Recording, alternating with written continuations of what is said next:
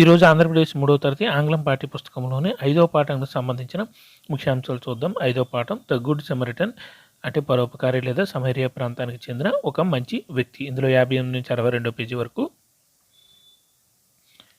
ఈ బొమ్మలను అబ్జర్వ్ చేయండి.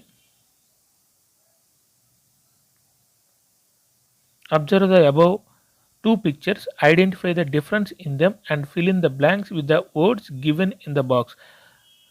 క్లూ వర్డ్స్ ఏంటంటే many, tall, small, closed, white, fat, start. పైన పిక్చర్స్ని అబ్జర్వ్ చేసి కిందనున్న ఖాళీలని పూరించమంటున్నారు. మొదటిది a dash house into a big house. ఇక్కడ ఇంటూ మార్క్ ఉందంటే దాని అర్థం ఏంటంటే ఈ రెండు వ్యతిరేక పదాలు అంటే ఈ రెండు వ్యతిరేక వాక్యాలు. ఇక్కడ బిగ్ హౌస్ ఉంది కదా, మనం ఏం రాయాలంటే small house. Answer small. A black board, a dash board. ఇది బ్లాక్ బోర్డ్ కాబట్టి ఏ బోర్డు వ్యతిరేకం white board. Answer white. A dash coconut tree, a dash short coconut tree. Short coconut, ఇక్కడ short coconut tree అంటున్నారు కదా, answer ఇక్కడ tall coconut tree. షార్ట్కి వ్యతిరేక పదం tall. Answer ఏంటంటే tall. A dash girl into a thin girl. Thin girl ఉంటే సన్నంగా ఉన్న అమ్మాయి, థిన్కి వ్యతిరేక పదం fat. Answer fat. A fat girl, a thin girl. A stop board, A dash board. ఇక్కడ స్టాప్ ఉంది, ఇక్కడ బోర్డు ముందు ఏం రాయాలంటే స్టార్ట్ బోర్డు. ఆన్సర్ ఏంటంటే స్టార్ట్. ఫ్యూ బర్డ్స్ అంటే కొన్ని పక్షులు. ఎక్కువ పక్షులు రాయడానికి ఏ డాష్ బర్డ్స్ అంటే మెనీ బర్డ్స్. ఫ్యూకి వ్యతిరేక పదం many. Dash door into open door. ఇక్కడ ఓపెన్ డోర్ ఇచ్చారు కదా, మనం ఏం రాయాలి, క్లోజ్డ్ డోర్ రాయాలి. ఆన్సర్ ఏంటంటే closed. Your teacher will read out the following words or phrases, write them.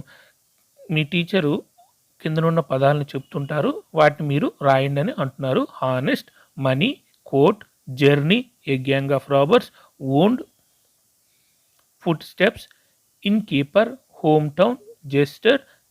ఓకేనా, మరొకసారి చూద్దాం. Honest, money, coat, journey, a gang of robbers, wound, foot steps, inn keeper, home town, jester. తర్వాత grammar చూద్దాం. Read the following statements, observe the underline words. కిందనున్న వాక్యాలను చూడండి, underline అంటే గీత గీసిన పదాలని అబ్జర్వ్ చేయండి అంటున్నారు. Jewish man lived in a Jerusalem. ఇక్కడ లివ్డ్ కింద గీత గీయబడింది.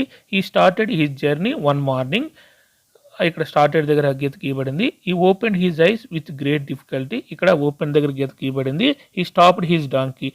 ఇక్కడ స్టాప్డ్ దగ్గర గీత గీయబడింది. ఇక్కడ చూడండి, Jewish man lived in a Jerusalem. Lived అంటే నివసిస్తూ ఉండేవాడు.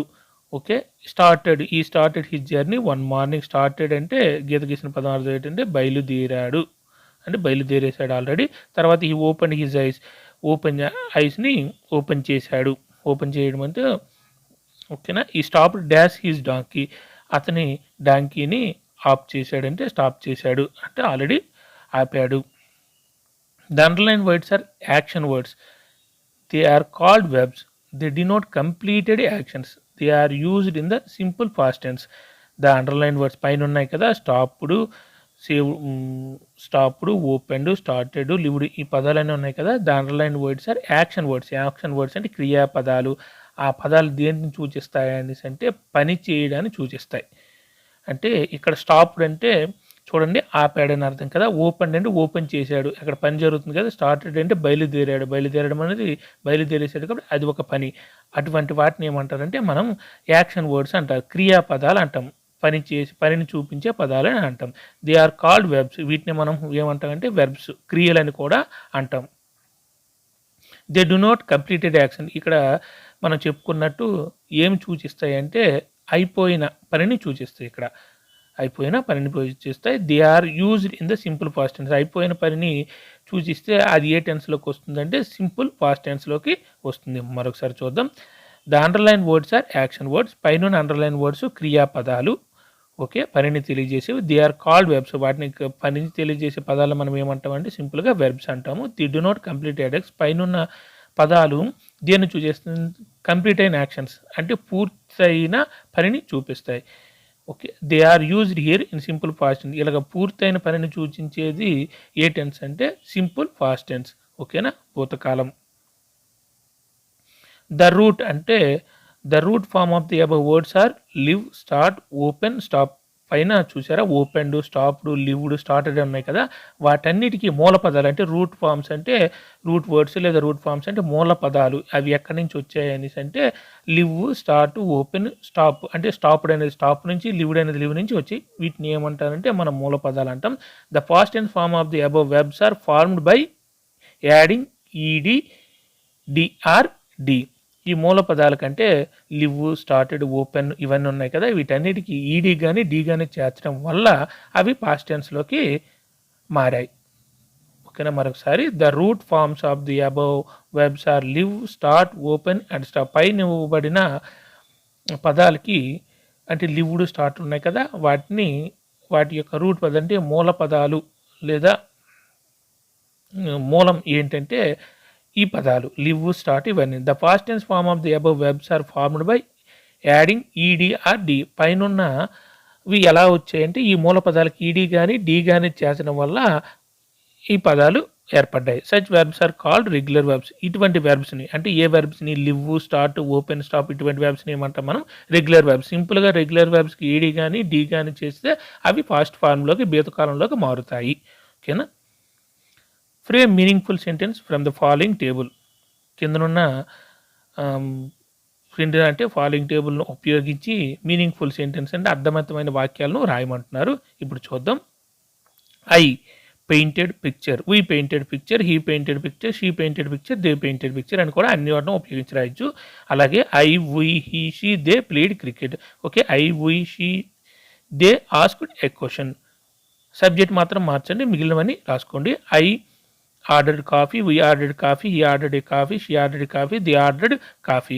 ఓకే, ఇక్కడ కూడా సబ్జెక్ట్ మాత్రం మార్చుకోండి. I, we, she, they closed the door. Okay, read the following passage, find the regular past form of verbs. కిందనున్న ప్యాసేజ్ని చదవమంటున్నారు.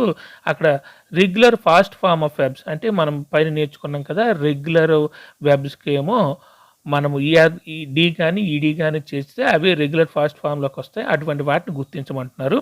Once there lived an old man named Suranna. One day he invited his friends to his home. He called his wife and asked her to prepare dinner. She prepared a delicious dinner. All of them enjoyed the dinner. They thanked the couple.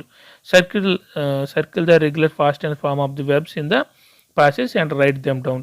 పైన ప్యాసేజ్లో ఏంటేంటి regular forms అంటే regular verbs యొక్క past forms ఏమి ఉన్నాయో చూద్దాం. ఇక్కడ lived, invited, ఇక్కడ చూసారా వన్స్ దేర్ లివ్డ్ అన్నారు కదా, అది lived. Next one day he invited అది కూడా ఫాస్ట్ ఫార్మ్ ఆఫ్ రెగ్యులర్ వెర్బ్స్ది. Next called, prepared, enjoyed, thanked ఇవన్నీ కూడా పైన ప్యాసేజ్ తీసుకుబడిన రెగ్యులర్ వెర్బ్స్ యొక్క past forms. Read the following with correct punctuation. మనం ఫస్ట్ పాఠంలో ఇలా నేర్చుకున్నాం కదా, క్యాపిటలైజేషన్, ఫుల్ స్టాప్లు పైన పాఠాల్లో ముందు పాఠాల్లో మనం నేర్చుకున్నాం కదా, క్యాపిటలైజేషన్ ఎక్కడ పెట్టాలి రూల్స్, వాటిని ఉపయోగించి కింద నుండి వాక్యాన్ని సరిచేసి రాయమంటారు. మరొకసారి రాయమంటారు. The Jewish man saw a man coming towards him. He was riding a donkey. The man was a Samaritan. దీన్ని చూద్దాం. ద జూయిష్ మ్యాన్, ఇక్కడ మనము క్యాపిటలైజేషన్ రూల్ ప్రకారం వాక్యం మొదట అంటే పారాగ్రాఫ్ స్టార్ట్ అయ్యేటప్పుడు క్యాపిటల్ లెటర్ ఉండాలి కాబట్టి ది పెట్టుకున్నాం. తర్వాత Jewish man saw a man coming towards him అంటే కూడా అక్కడికి వాక్యం పూర్తయింది కాబట్టి అక్కడ ఫుల్ స్టాప్ పెట్టుకున్నాం. మళ్ళీ వాక్యం స్టార్ట్ అయింది కాబట్టి హెచ్ని క్యాపిటల్ లెటర్ తీసుకున్నాం. He was riding A donkey, ఇక్కడ కూడా he was riding A donkey, అక్కడ వాక్యం పూర్తయింది కాబట్టి ఫుల్ స్టాప్ పెట్టుకున్నాం. వాక్యం తర్వాత ద వచ్చింది కదా, దానికి ది క్యాపిటల్ లెటర్ పెట్టుకున్నాం. అందులో టీ క్యాపిటల్ లెటర్ ఉంది కదా, వాక్యం తర్వాత మొదటి పదం కాబట్టి పదంలో మొదటి అక్షరం క్యాపిటల్ లెటర్ రాసుకోవాలి కాబట్టి దీనేమో క్యాపిటల్ లెటర్ రాసాం, దీలో ఉండే టీని క్యాపిటల్ లెటర్ రాసాం. వాజ్ ఏ సమరిటన్, ఎస్ కూడా క్యాపిటల్ లెటర్ రాసుకోవాలి. ఇక్కడ జూయిష్ కూడా క్యాపిటల్ లెటర్ రాసుకోండి. ఏమంటే మతాలకు చెందిన వ్యక్తుల్ని, పర్సనల్ ప్రొనౌన్ కూడా పర్సనల్ అంటే పేర్లకు నేమ్స్ని వాటిని కూడా క్యాపిటల్ లెటర్ రాసుకోవాలి కాబట్టి ఇక్కడ సమరిటేరియన్లో ఎస్ క్యాపిటల్ లెటర్, జూయిష్లో జే క్యాపిటల్ లెటర్ కూడా రాసుకోవాలి. Write 4 or 5 sentence about your visit to a place. ఆ ప్లేస్లో ఏంటంటే a temple, a church, a mosque. Use the following clues. Visited, with parents, last month, enjoyed, bought toys. ఇక్కడున్న clue ఉపయోగించి నువ్వు ఏ temple visit చేసావో వాటన్నిటిని ఉపయోగించి 4-5 వాక్యాలు రాయమంటారు. చూద్దాం. I visited a church last month. I bought toys out side the church. I visited a temple last month with my parents. I visited A mask last month and enjoyed it. I visited A church with my parents last month. Your teacher will read the following words. Repeat after your teacher. తర్వాత చూద్దాం. Your teacher will read the following words. Repeat after. Me teacher చదువుతారు, ఆ తర్వాత మీరు కూడా వెనక నుంచి చదవండి అంటారు. Howl, cow, howl, bow, loud, doubt, down, round, around, owl, devour. Howl, cowl, howl, bow, loud, doubt, down, round, around, owl, devour. ఓకేనా? ఇక్కడ చూడండి. Read the following past. కిందకు ఉన్న పాస్ట్ అని చూడండి అంటున్నారు. ఈ పాస్ట్లో మనకి ఎవరు కనిపిస్తున్నారంటే మదర్ తెరీసా కనిపిస్తున్నారు. ఆమె ఏమంటుందంటే, a life not lived for others is not a life. ఇతరుల కోసం బ్రతకని బ్రతికే కాదు. ఓకేనా? A life is not lived for other is not a life.